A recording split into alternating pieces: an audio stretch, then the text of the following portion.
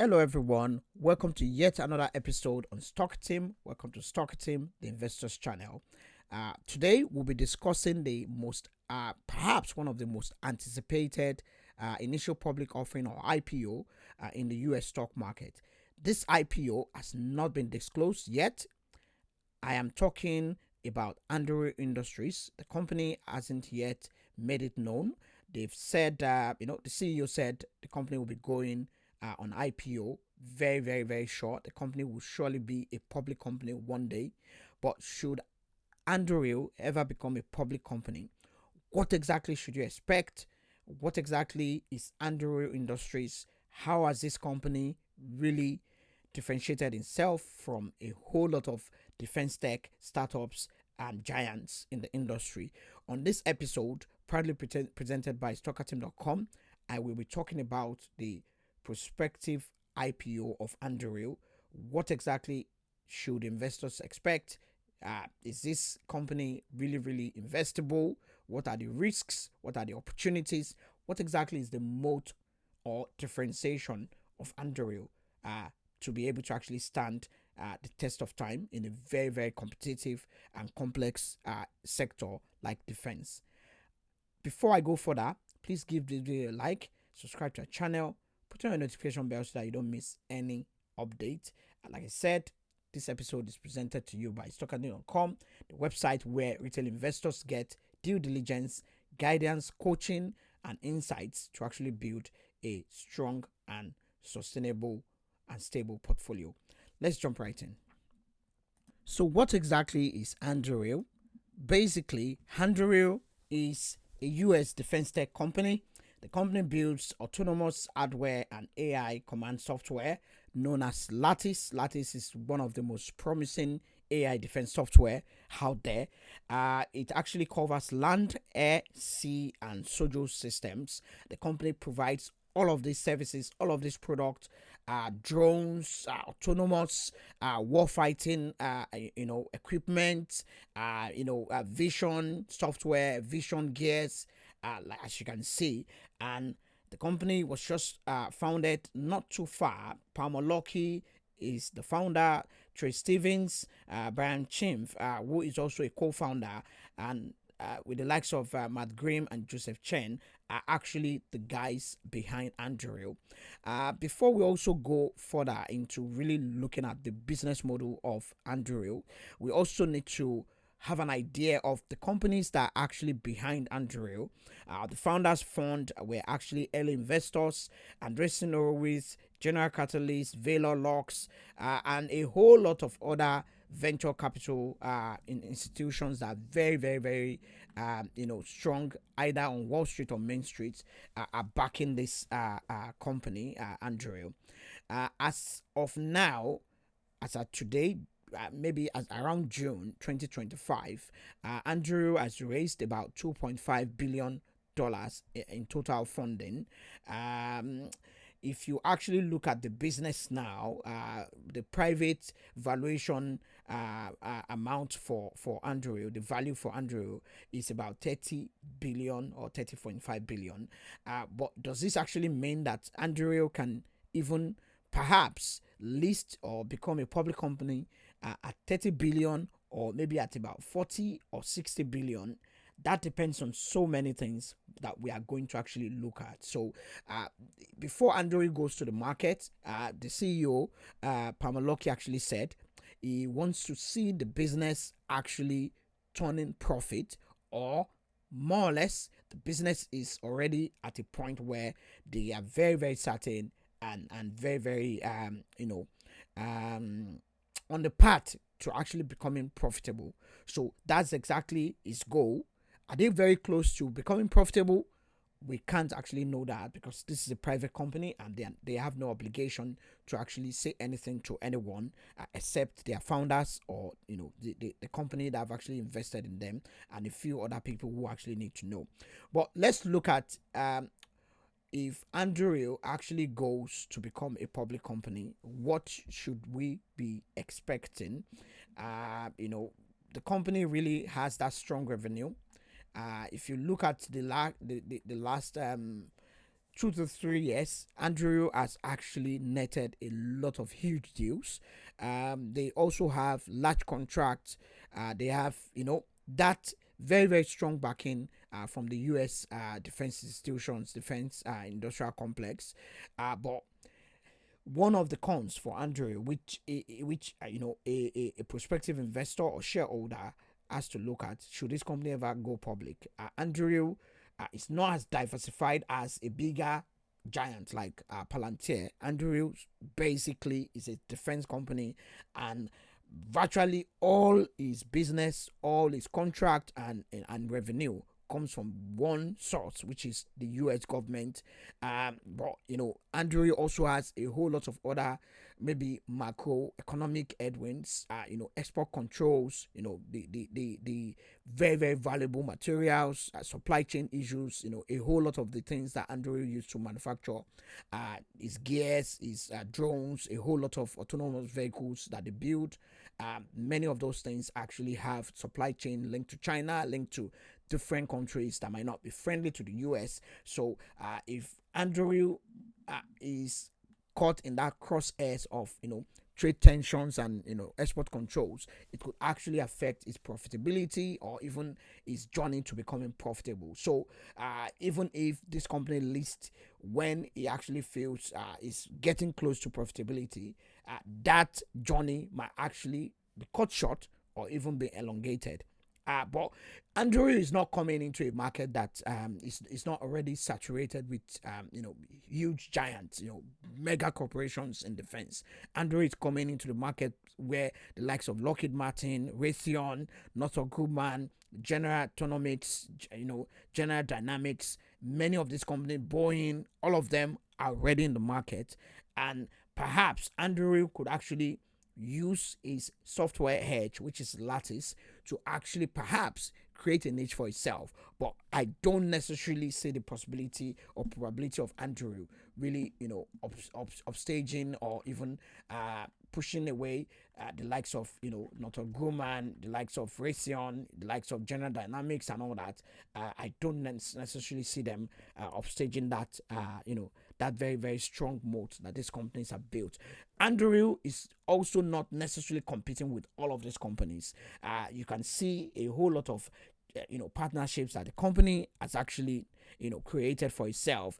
Anduril has a very, very strong relationship with Palantir, which actually covers data AI integration. Anduril has partnership with the likes of Meta, Qualcomm, Gentex, Eagle High, a whole lot of partnerships actually is working in the favor of Anduril. The Latis OS, which more or less basically ties everything that Anduril does together, just like Palantir has the Palantir ontology that actually gives Palantir software that very, very strong high-end advanced data analytics capability. Anduril has its own software that ties everything, autonomous command and control, and that is Latis. And Latis is actually what Anduril is actually selling as his moat, as his software, because his software is very, very critical. If you have the hardware in war fighting and strategy and the software is not there to actually tie everything together, make sure you have the battlefield under lock and keys, then the hardware is just a waste, and you could actually get upturned and destroyed by your enemies. So Android is also selling tactical software like the Ghost, Anvil, a whole lot of product that Anduril is actually pushing out. They are really, really, really getting all the attention from the US defense institutions. But here are the 5 risks that I see with this company, and as a fundamental analyst that I am, I will always show you the good, the bad, the ugly, because as an investor you don't necessarily need all the flowery and frothy and very, very happily ever after. You also need to know the challenges, the risks. I've mentioned one, which is the reliance on US government contract. But that's not necessarily a big deal, because that could actually be an advantage as well. If Anduril is providing a very good service the company becomes very, very important to the US, maybe Department of War or all of the US defense architecture. That actually even cements his position as a very, very big winner in the long run. And that's what the likes of Palantir is actually enjoying. Palantir has made itself very, very important to the defense of the US mainland, defense of US allies across the world, defense of US interest anywhere in the world. And that is actually what people saw as a headwind or a risk factor is actually an advantage. So it depends on how Anduril is able to actually use this. Are they able to learn from the likes of Palantir how they didn't just make themselves the go-to company by forcing themselves onto the government? They actually differentiated themselves by not necessarily competing with everybody, but they provided a software, a platform that is very, very hard to replicate, that is very, very hard to copy. Second one, which I've also passively mentioned, is export control, supply chain problems, chips, rare earth. They are very, very critical to all the gears, all the devices you're seeing, all the drones, the underwater equipment. Many of these things use a whole lot of chips and rare earth minerals that actually are used to actually make the brain of these machines. And at the end of the day, if export controls is a problem, if the US-China relationship on all of these rare earth minerals becomes more difficult, the likes of Anduril will have to actually pay a higher premium to get these chips. Also, competition, like I said, defense primes, but it's so good. Anduril might be competing with the likes of Raytheon, Northrop Grumman, and all that, but you could actually see what they are also doing. They are also partnering with some other players that could give them that foothold in the market, that foothold in a very complex industry like the defense industry, very, very advanced, also very, very confidential industry. So it's not an industry that is an all-commerce affair. It is very, very few companies that actually make it into that league, and that's why they are called primes. And Palantir was able to make it into that league, and they've been able to differentiate themselves. But does Anduril has that execution power? Do they have the opportunity and the ability to actually get into that circle?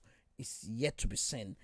Ethical regulatory scrutiny, over autonomous weapon mistakes, defects in their product, perhaps even security of their product, cyber security wise, the Latis OS. We saw what happened a few weeks ago when there was a news that the platform Anduril, Palantir, and Microsoft actually built for the military. They saw some vulnerabilities they actually corrected immediately, and that was actually getting a whole lot of buzz, a lot of negative buzz, which wasn't good on Palantir, because Palantir perhaps is the go-to company when it comes to software. So if you are hearing about a vulnerability or a potential hotspot for hacking or unauthorized access, that actually more or less leave a bad taste in the mouth, and it affects its image. But all of these things were actually overblown. They were able to actually explain this wasn't necessarily something that actually caused any damage. It was just a testing, and they discovered those things, and nothing actually was put in the harm's way, and nothing actually was harmed. It was just a routine process of troubleshooting and getting software to actually work in the early stage. But all of these things are still risk factor, which could affect the stock of Anduril if there's any regulatory headwind, any potential negative news, that this could be a major headwind, even perhaps on a medium to short term level, or short term to medium term level. Also, manufacturing is very, very difficult, and manufacturing things or very, very advanced gears and machines like this at scale is much more difficult, because you are not necessarily producing smartphones that anyone can use with just setting up an account on a smartphone. You are producing high-end military, strategic, and defense devices, and these things are not easy. They are not cheap. They require a whole lot of precision, a whole lot of care, a whole lot of domain knowledge in the industry, domain knowledge in war fighting to actually make these things actually work. By the time it gets to the body or the hands of the boots on the ground, of actually people in the sky, of command and control center.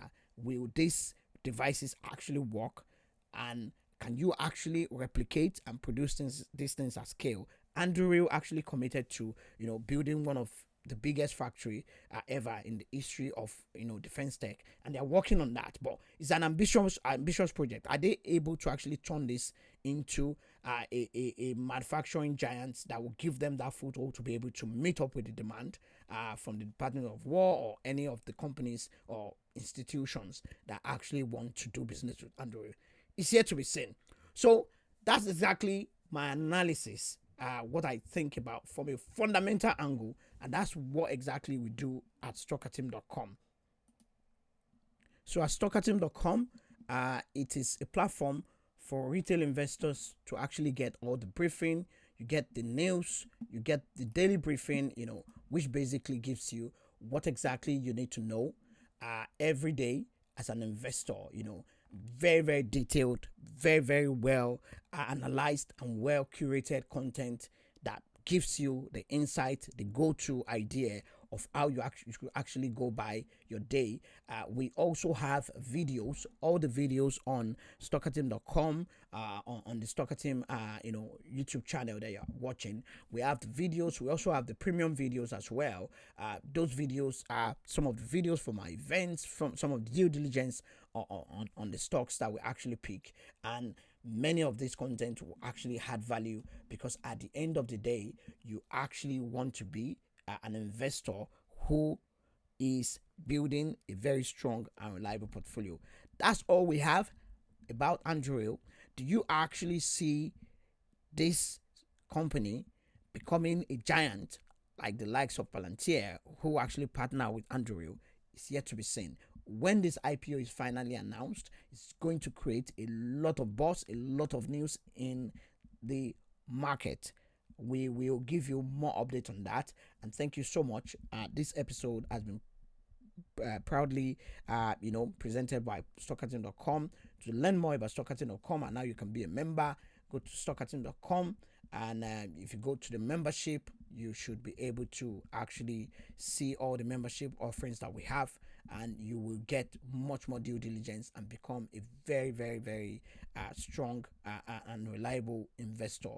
You should be able to build your portfolio for the long term, not necessarily for the short or medium term, because at the end of the day, you want to actually get better value for your time and investing. Thank you so much. Take care. I'll see you in the next one. Bye bye.